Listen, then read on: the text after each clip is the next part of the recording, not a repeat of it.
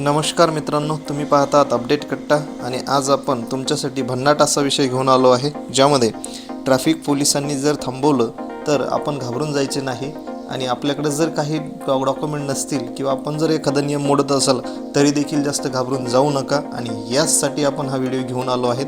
चला तर बघू सविस्तर कायदेशीर काय आहेत नियम, काय बाबी आहेत। चला तर व्हिडिओला सुरुवात करू आणि या व्हिडिओमध्ये आपण विशेष पाहणार आहोत, ज्यामध्ये जर लायसन नसल्यास काय होते, शिवाय हेल्मेट नसल्यास काय होते, आरसी कागदपत्र किंवा दंड कोठे भरायचा, काय भरायचा याविषयीची सविस्तर माहिती आपण या व्हिडिओमध्ये घेणार आहोत। चला तर वेळ वाया न घालता व्हिडिओला सुरुवात करू, ज्यामध्ये सर्व ट्रॅफिक नियम हे मोटर व्हेकल ॲक्ट 1988 या कायद्यावर आधारित आहे, हे महत्त्वाचं लक्षात घ्या। यानंतर हा कायदा काय सांगतो तर वाहन चालवताना सर्व कागदपत्रे असणे आवश्यक आहे आणि नियम तोडल्यास काही दंड आहे, त्याविषयीच आपण आता सविस्तर माहिती घेऊ।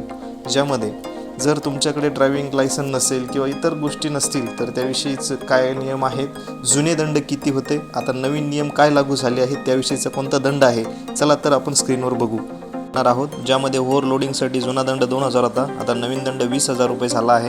त्यानंतर दारू पिऊन वाहन चालवल्यास 10,000 रुपये दंड किंवा 6 महिने तुरुंगवास। PUC शिवाय वाहन चालवणे, ज्यामध्ये 10,000 रुपये दंड किंवा 6 महिने तुरुंगवास होऊ शकतो। त्यानंतर आपत्कालीन वाहनांना रस्ता न देणे, ज्यासाठी आता 10,000 रुपये दंड लागू शकतो। त्यानंतर ड्रायव्हिंग लायसनशिवाय वाहन चालवणे, ज्यामध्ये नवीन दंड 5,000 रुपये। वाहन चालवताना मोबाईल वापरणे, 5,000 रुपये नवीन दंड झाला आहे। वाहतूक सिग्नलचे उल्लंघन केल्यास 5,000 रुपये दंड। अतिवेगाने वाहन चालवणे, 5,000 रुपये नवीन फाईन असणार आहे। धोकादायकपणे वाहन चालवणे, ज्यासाठी देखील 5,000 रुपये नवीन दंड आहे। विमा नसलेले वाहन चालवणे, ज्यामध्ये पहिल्यांदा 2,000, दुसऱ्यांदा 4,000 आणि 3 महिन्याचा तुरुंगवास देखील होऊ शकतो। हेल्मेटशिवाय वाहन चालवणे, ज्यामध्ये 1,000 रुपये दंड किंवा 3 महिने लायसन्स सस्पेंड। त्यानंतर ट्रिपल सीट प्रवासासाठी 1,000 रुपये नवीन दंड। त्यानंतर सीट बेल्टशिवाय वाहन चालवणे, 1,000 रुपये नवीन दंड।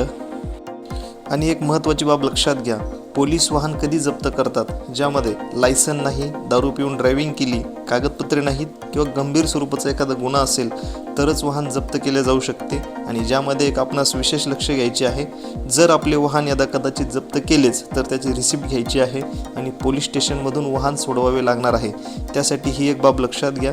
त्यानंतर महत्त्वाचा विषय, चालान कोठे आणि कसे भरायचे, ज्यामध्ये ऑन द स्पॉट पेमेंट, ज्यामध्ये पॉस मशीनद्वारे किंवा UPI कार्ड कॅश। आणि एक महत्त्वाची बाब लक्षात घ्या, पावती घ्यायची आहे, हे खूप महत्त्वाचे आहे। आता ऑनलाईन पेमेंट आपण परिवहन वेबसाईटवरून देखील करू शकतो, ज्यामध्ये वाहन नंबर टाका आणि चालन भरा।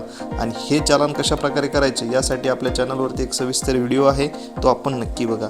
ज्यानंतर कोर्ट चालान, ज्यामध्ये कोर्टात जाऊन दंड भरावा लागतो, कधीही पावतीशिवाय पैसे देऊ नका, हे एक लक्षात घ्या। आणि दुसरी एक बाब, आता महत्त्वाचा विषय, पोलीस जबरदस्ती करत असतील तर काय करायचे।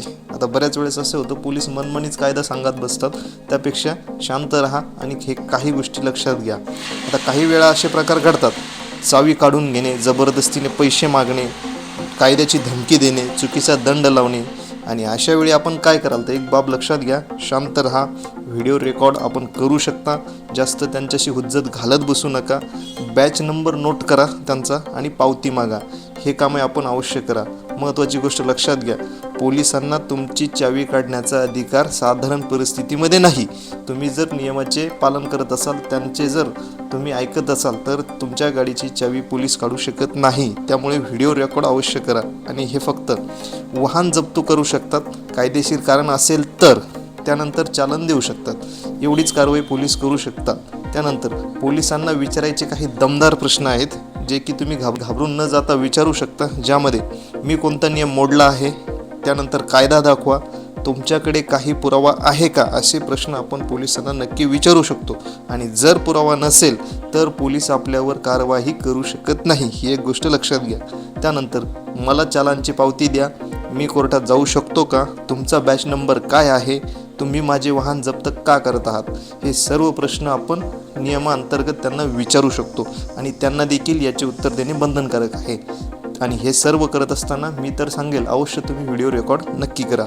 त्यानंतर एक लक्षात घ्या, काय लक्षात ठेवायचे आहे तर कधीही भांडण करू नका, नियम पाळा, सर्व कागदपत्रे लेट ठेवा आणि चुकीचा दंड असेल तर कोर्टात जा। अशा वेळेस ही गोष्ट पाळा आणि त्यांच्याशी हुज्जत घालू नका, नाहीतर ते विनाकारण आपल्यालाच भडकून देण्याचा प्रयत्न करतात। ज्यामध्ये मित्रांनो ट्रॅफिक नियम समजून घेणे खूप महत्त्वाचे आहे, ज्यामध्ये तुम्ही फसणार नाही, चुकीचा दंड टाळू शकता आणि आत्मविश्वास वाढेल. आणि अशाच नवनवीन माहितीपूर्ण व्हिडिओ आपण आपल्या अपडेट कट्टा चॅनलवरती घेऊन येत असतो. त्यासाठी आपल्या अपडेट कट्टा चॅनलला सबस्क्राईब करा आणि व्हिडिओ जर आवडला असल्यास व्हिडिओला लाईक करा.